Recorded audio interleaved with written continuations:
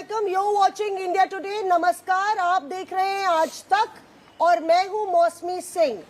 हमारे साथ इस खास इंटरव्यू में एक ऐसी मेहमान जुड़ रही हैं जिनको उत्तर प्रदेश में गेम चेंजर भी कहा जा रहा है, जिनकी पार्टी को किंग मेकर भी कहा जा रहा है और लेट कमर भी कहा जा रहा है। जी हाँ, कांग्रेस पार्टी की महासचिव प्रियंका गांधी वाड्रा हमारे साथ हैं। आज तक पर जुड़ने के लिए बहुत बहुत शुक्रिया Priyanka. Thank you. Congress party ठीक 2 महीने बाद मार्च 10 को नतीजे अनाउंस होंगे जी। कांग्रेस पार्टी कहाँ खड़ी है? क्या वाकई में गेम चेंजर है? देखिए, गेम चेंजर है कि नहीं ये तो नतीजे ही साबित करेंगे, लेकिन प्रयास क्या है? हमारा प्रयास ये है कि जो असली मुद्दे हैं चुनाव के, जो विकास के मुद्दे हैं, जो इश्यूज पिछले 2-2.5 सालों से हम देख रहे हैं कि उत्तर प्रदेश में मुख्य इश्यूज हैं, वो आगे आए और उन पर जवाब हों, उन पर आगे ये जनता को हम बताएं कि हम क्या करना चाहते हैं। हम बेरोजगारी के लिए क्या करना चाहते हैं, हम जो महिलाओं के साथ अत्याचार हो रहे हैं उसके बारे में क्या करना चाहते हैं, महिलाओं के लिए क्या करना चाहते हैं। इन सब मुद्दों पे हमारे व्यू में इन सब मुद्दों पर चर्चा होनी चाहिए और हमने ये प्रयास किया है कि यही मुद्दे सामने आए। क्योंकि प्रियंका, आपको महासचिव बना गया पार्टी का, 2019 के चुनाव हुए, अब 2022 में हम लोग आ गए। कहा जा रहा है प्रियंका की एंट्री लेट हुई, 2022 की तैयारी नहीं करी प्रियंका, दरअसल 2024 की तैयारी हो रही है या शायद 27। अब ये जो प्रियंका की एंट्री का सवाल है, ये मैं जब से मैं मेरे ख्याल से 16 साल की थी तब से मैं सुन रही थी कि या तो पॉलिटिक्स में आना चाहिए, फिर जब आए तो लेट आए, तो ऐसे आए वैसे आए। देखिए, जो होता है सो होता है और जब होता है, जब होना होता है तब होता है। 2019 में मुझे जब उत्तर प्रदेश का प्रभारी बनाया तो ऑब्वियसली आप सब जानते हैं कि चुनाव के एकदम पहले था, तो हाँ उस लिहाज से कह सकते हैं कि थोड़ा लेट था ही, क्योंकि एकदम जैसे ही चुनाव सर पर आ चुका था उस टाइम मेरी एंट्री हुई।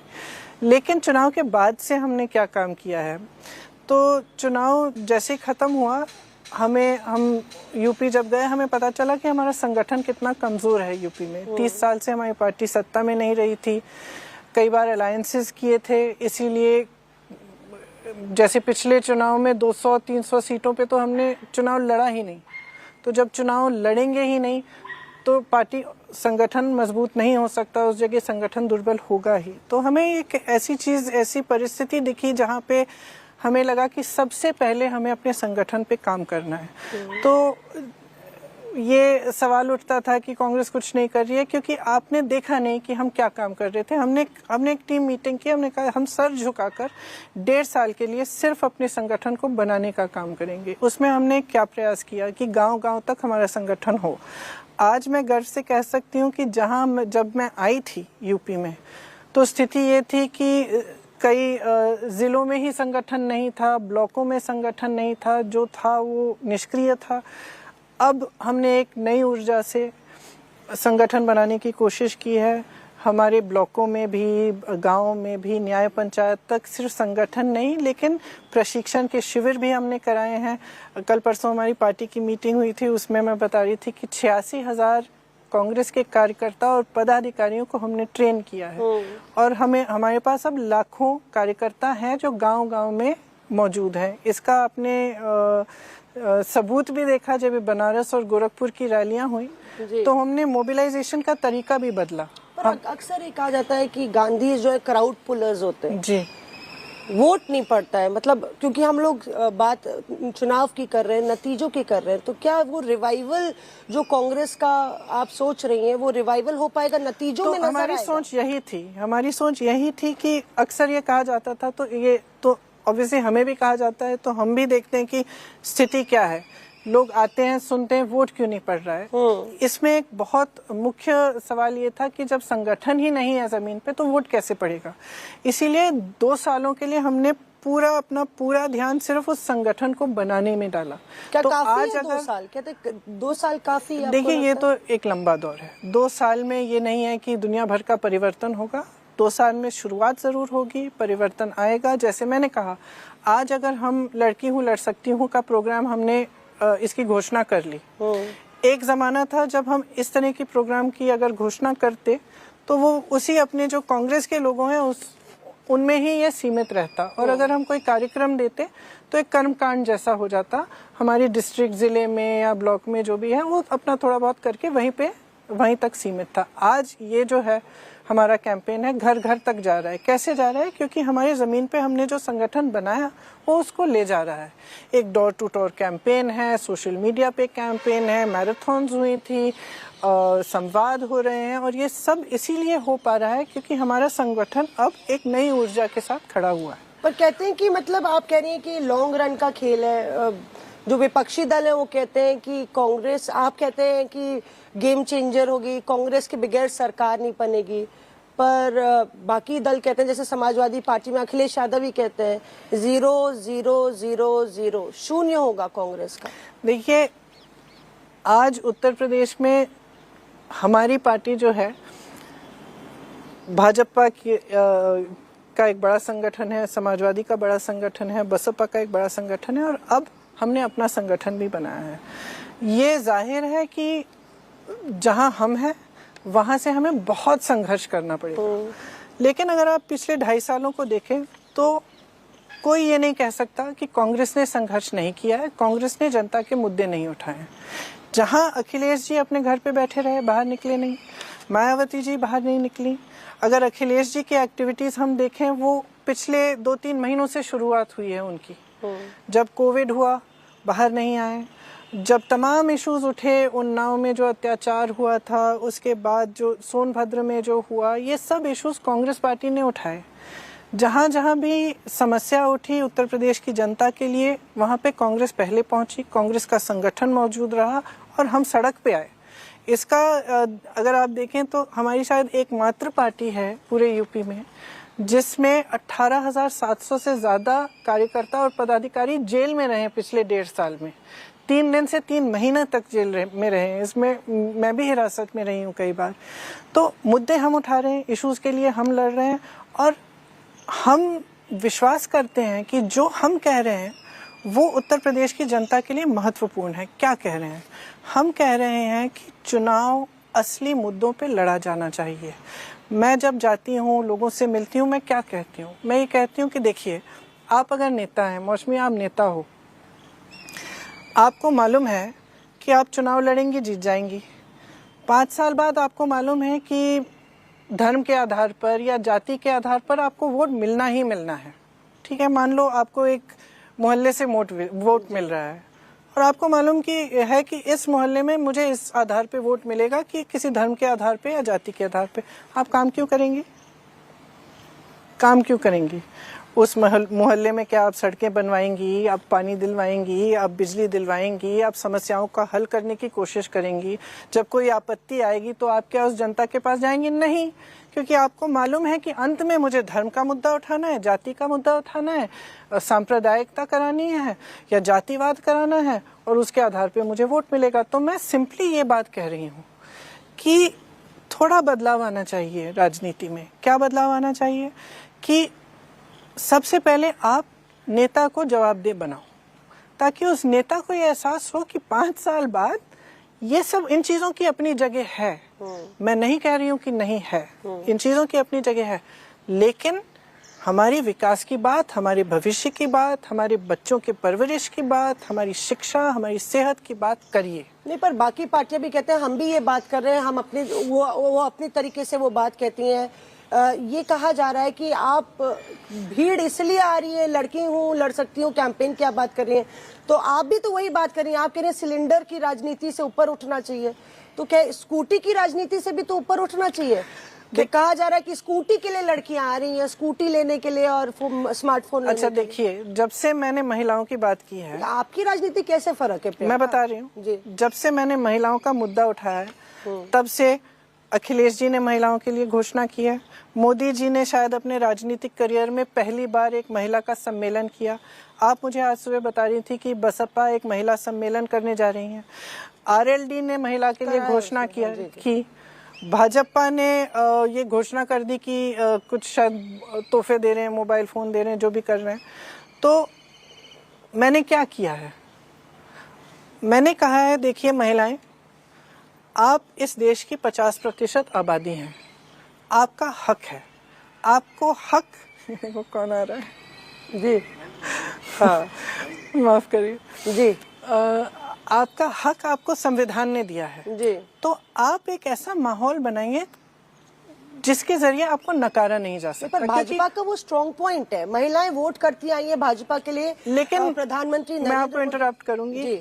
भाजपा की एटीट्यूड देखिए, भाजपा का महिलाओं के लिए फ्लैगशिप प्रोग्राम क्या है? फ्लैगशिप प्रोग्राम क्या है कि आपको गैस सिलेंडर मिल रहा है, यही है ना फ्लैगशिप प्रोग्राम। दूसरा था टॉयलेट्स मिल रहे हैं आपको, महिला सम्मान सुरक्षा को लेकिन सम्मान सुरक्षा के लिए किया क्या है आपने? यूपी में किया क्या है? रोज रोज बलात्कार हो रहे हैं। जब भी मैं उन पीड़िताओं के घर जाती हूँ तो क्या बताया जाता है मुझे? दोषी उनको ठहराया जा रहा है, एफआईआर उन जिसने अपराध किया उस पर नहीं हो रहा है, लेकिन परिवार पर एफआईआर हो रहे हैं। प्रशासन और पुलिस उनको मदद नहीं कर रहा है। तो क्या किया है आपने महिलाओं की सुरक्षा के लिए? अगर मुझसे लखनऊ यूनिवर्सिटी की स्टूडेंट्स मिलती हैं और मुझे कहती हैं कि हम अपने आप को यहाँ से वहां तक जाने के लिए हम सुरक्षित नहीं महसूस करते अपने आप को, तो क्या किया आपने महिला सुरक्षा के लिए? तो मैं कंप्लीट करना चाहती हूँ अपना पॉइंट।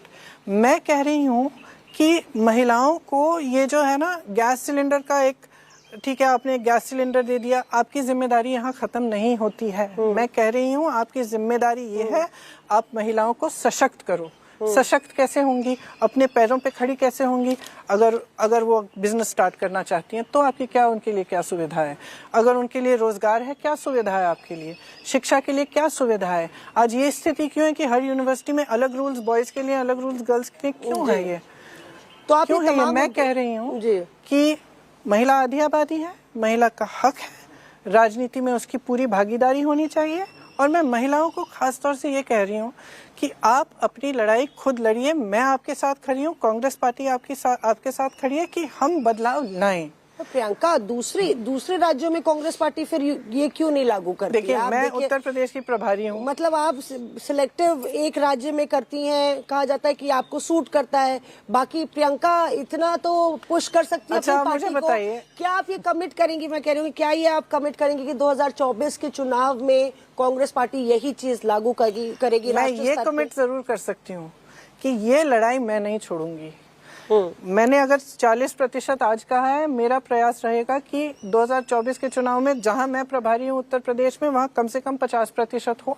और मैं अपनी पार्टी में पूरा अपना जोर लगाऊंगी कि मेरे पार्टी के जितने भी साथी हैं और पदाधिकारी हैं वो भी समझें कि ये बहुत जरूरी है। अध्यक्ष भी महिला है, हाँ आप भी महिला है, तो कांग्रेस अब मैं बताती हूँ, तो कांग्रेस पार्टी ने मिलेगा आरक्षण की नहीं? अब आप बताइए, कांग्रेस पार्टी ने प्रधानमंत्री, आपको इंदिरा गांधी जी प्रधानमंत्री थी, कांग्रेस पार्टी की थी जी। सुचेता कृपलानी जी उत्तर प्रदेश की मुख्यमंत्री, महिला मुख्यमंत्री, कांग्रेस पार्टी की। प्रतिभा पाटिल जी कांग्रेस पार्टी की।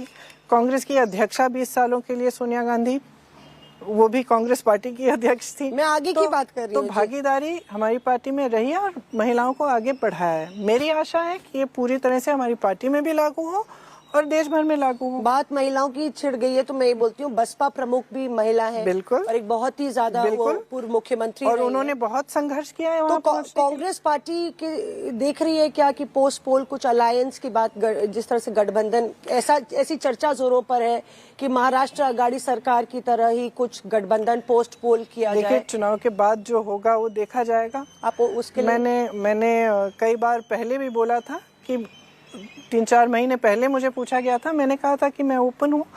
अब ये हम सब ने निर्णय लिया है कि हम सब अपने दम पे लड़ रहे हैं और कांग्रेस पार्टी अपने दम पे लड़ रही है। बाद में देखा जाएगा। उनसे अभी रिसेंटली जी, उनकी माता जी का जब देहांत हुआ था तब मैं वहाँ पे गई थी। उनसे फोन पे भी मैंने 3-4 बार बात की है।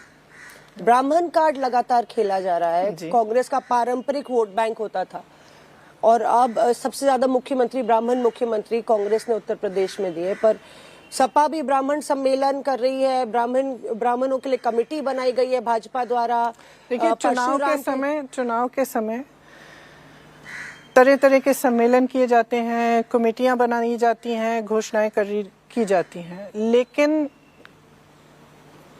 इन 5 सालों में ब्राह्मणों की सुरक्षा के लिए क्या किया गया है, ये सवाल उठाइए। क्योंकि देखिए चुनाव के समय जो भी घोषणा होती है, जो हर पार्टी करती है, कहती है हम ये करेंगे वो करेंगे, लेकिन एक ट्रैक रिकॉर्ड भी तो है। एक ट्रैक रिकॉर्ड होता है कि आप किन चीज़ों के लिए लड़े हैं, आपने किसकी सुरक्षा की है, आपने किसको आगे बढ़ाया है, किसको नहीं बढ़ाया है। आपने देखा है कि दलितों के साथ कितना अत्याचार है यूपी में। अब अगर कल आकर कोई बड़ी घोषणा हो जाए कि हम एक कमीशन बना रहे हैं इसके लिए, तो वो मानेगा कैसे इंसान? तो वो कहेगा रोज रोज तो मेरा अत्याचार हो रहा है। तो जब पिछले 5 सालों में इतना अत्याचार हुआ है, पूरे प्रदेश ने देखा है, तो उसके बाद अगर आप घोषणा करेंगे कि आप कमीशन कर रहे हैं या तो फिर मतलब जनता तो बेवकूफ़ तो है नहीं, जनता में सबसे ज़्यादा विवेक होता है। आपने कहा कि ब्राह्मणों की जो स्थिति है उत्तर प्रदेश में, आपको लग रहा है कि टारगेट किया गया उनको पिछले 5 साल से? जब से मैं काम कर रही हूँ मैंने काफ़ी ऐसे इंस्टेंसेस देखे हैं जहाँ पर ब्राह्मणों पर अत्याचार भी हुआ है और कुछ हद तक टारगेट भी किया गया है, देखे हैं मैंने। और सबसे ज्यादा ब्राह्मण नेता आपकी पार्टी को छोड़ के गए। जितिन प्रसाद, ललितेश त्रिपाठी और दर्जन भर और नेता कांग्रेस के छोड़ के चले गए। प्रियंका गांधी महासचिव थी, उनको रोक नहीं पाए। मेरा काम किसी को रोकना नहीं है। पारंपरिक पार्टी के थे नहीं, और मैं आपको ये भी बता देती हूँ कि मैंने एक भी बार किसी को रोकने का प्रयास नहीं किया, क्योंकि जो संघर्ष हम कर रहे हैं, जो आज कांग्रेस पार्टी कर रही है, वो बुज़दिलों का संघर्ष नहीं है, कायरों का संघर्ष नहीं है। वो एक ऐसा संघर्ष में है, अगर आपका दिल है, मन है और आप में साहस है तब करिए, नहीं है तो खुशी से जाइए। तो एक्चुअली आपके लिए कांग्रेस पार्टी में आज जगह नहीं है, क्योंकि जहाँ आज हम खड़े हैं पूरे मन से लड़ना पड़ेगा। आधा मन है तो कोई बात नहीं, और मैं आपको स्पष्ट करके कह रही हूँ, मैंने रोकने का प्रयास ही नहीं किया। उनको पार्टी में भविष्य नहीं दिख रहा था। जितिन प्रसाद ये मंत्री बन गए, वहाँ पे वो ब्राह्मण चेहरा बन गए भाजपा का। देखिए,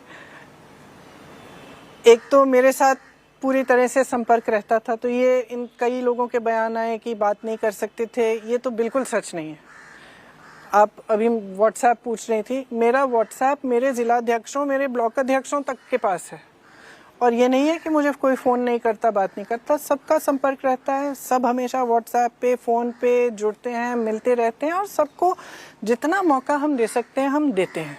तो अगर कोई नाखुश है या संतुष्ट नहीं है तो वो तो उनके मन की बात है। जैसे मैंने कहा, ये एक बड़ा संघर्ष है, एक विचारधारा का संघर्ष है। जो आज हमारी पार्टी की विचारधारा छोड़कर भाजपा आरएसएस की विचारधारा को अपना सकता है, उसकी जगह नहीं है हमारी पार्टी में। क्योंकि जिस तरह से हमारा संघर्ष है और जो हमारी लड़ाई है, एक बहुत बड़ी लड़ाई है और विचारधारा की लड़ाई है। अगर आप घबराएंगे कि आप एमपी नहीं हैं, आपको घर से निकाल दिया गया है, आपको घर नहीं मिल रहा है सरकारी, कहाँ रहेंगे, ये सब आपके कंसर्न्स हैं, तो आप ये लड़ाई नहीं लड़ सकते। कौन घबरा रहा था? कोई लोग थे। अच्छा, मैं पूछ रही हूँ प्रियंका, देखिए, क्योंकि बात हो रही है प्रियंका की, और प्रियंका असम में भी कभी प्रचार के लिए जाती हैं, गोवा भी जाती हैं, प्रियंका राजस्थान में भी बात करती हैं, पंजाब में भी बात करती हैं, पंजाब का भी जिक्र करेंगे। तो लगातार पीएम सिक्योरिटी को लेके बहुत बड़ा मसला बना। पंजाब प्रधानमंत्री गए और पंजाब के मुख्यमंत्री ने बोला कि मैंने प्रियंका जी से बात की थी, उनको ब्रीफ किया था। भाजपा ये सवाल खड़ा कर रही है कि इन व्हाट कैपेसिटी, क्या प्रियंका कोई संवैधानिक पद पे है, पार्टी की अध्यक्ष है, क्या उन्होंने, संबित पात्रा ने ये बोला भी कि काम हो गया सी। देखिए उनका काम हो गया, तुमने काम कर दिया कि नहीं, इसके लिए अगर मुख्यमंत्री जी ने मुझे फोन किया होता कि प्रियंका जी मैं आपको ब्रीफ करने के लिए फोन कर रहा हूँ, तो ये बात बिल्कुल सही होती, क्योंकि मेरी कोई संवैधानिक हैसियत नहीं है। सच्चाई ये है कि मैंने जब टीवी पे देखा कि ऐसे हो रहा है, मुझे चिंता हुई, और मैंने प्रधानमंत्री की चिंता हुई कि उनकी सुरक्षा में कोई हमारी सरकार की तरफ से कोई चूक तो नहीं हुई। तो एक साथी होने की हैसियत से, एक कॉलीग होने की हैसियत से, मैं चन्नी जी से कई बार बात करती हूँ, जैसे मैं हर अपने दूसरे कॉलीग से बात करती हूँ। तो मैंने फ़ोन उठाया, उनको फ़ोन किया कि चन्नी जी सब कुछ ठीक तो है, कुछ गलत तो नहीं हो गया, कुछ सब सुरक्षित है, प्रधानमंत्री जी ठीक है कि नहीं है। ये बात हुई, उस समय उन्होंने मुझे ब्रीफ किया कि नहीं ऐसा हुआ है, वो बिल्कुल सुरक्षित है, ऐसी कोई बात नहीं है। आपने रिपोर्ट नहीं मांगी? नहीं, मैं कैसे मांग सकती हूँ रिपोर्ट चन्नी जी से, तो ये तो एकदम फिजूल की बात है। नहीं, क्योंकि उत्तर प्रदेश के मुख्यमंत्री ने कहा कि कांग्रेस को आदत है संवैधानिक संस्थाओं मैं एक चीज स्पष्ट करना चाहती हूँ। मोदी जी पूरे देश के प्रधानमंत्री हैं, किसी एक पार्टी के प्रधानमंत्री नहीं है, पूरे देश के प्रधानमंत्री हैं। पूरे देश में उनका सुरक्षित होना बहुत ज़रूरी है और हर एक देशवासी के लिए ये सर्वोपरि है कि वो सुरक्षित रहें। इसमें कांग्रेस के लोग भी हैं, बीजेपी के हैं, समाजवादी के हैं, सब हैं, क्योंकि वो देश के प्रधानमंत्री हैं। तो मैं स्पष्ट करना चाहती हूँ कि ये सर्वोपरि है। मैं ये भी स्पष्ट करना चाहती हूँ कि इसका राजनीतिकरण बिल्कुल किसी भी स्तर पर नहीं होना चाहिए। आपकी भी तो पार्टी अगर से नहीं होना चाहिए? किसी से भी नहीं होना चाहिए और ना मेरी पार्टी कर रही है। मेरी पार्टी ने क्या कहा है? मेरी पार्टी ने सिंपली ये कहा है कि आप पंजाब में सुरक्षित हैं, पंजाब के लोगों पर भरोसा रखिए और उनको भी नहीं राजनीति करनी चाहिए भाजपा को और ना हमें करनी चाहिए। ये मैं स्पष्ट करना चाहती हूँ। कुछ नेताओं ने ऐसा ट्वीट किया, हाउस द जोश मोदी जी, आप ही के नेताओं ने इस मैंने तरह वो की देखा और उन्होंने शायद स्पष्ट भी किया है कि इस न्यूज़ के आने से पहले उन्होंने ये ट्वीट किया था। इस न्यूज़ के बारे में नहीं ऐसी ट्वीट किया था। कोई नहीं करेगा इस चीज़ को, कोई ऐसे नॉन सीरियसली लाइट हार्टेडली नहीं ले सकता। और मैं देखिए, मेरे परिवार में हमने देखा है कि सुरक्षा के साथ राजनीतिकरण होता है तो क्या होता है, हमने देखा है। हम ये किसी पे भी हम इस तरह का विश नहीं कर सकते। क्योंकि प्रधानमंत्री ने को अगर इस तरह का बताया गया कि इस तरह का बयान दिया कि सीएम को थैंक यू कहना, मैं सुरक्षित वापस आ सका। जैसे मैंने कहा मैं इस मुद्दे पे राजनीतिकरण इसका नहीं करना चाहती हूँ। मैं स्पष्ट कहना चाहती हूँ कि देश के प्रधानमंत्री हैं, वो सुरक्षित रहें, सेहतमंद रहें, पूरे देश के लिए अच्छा है।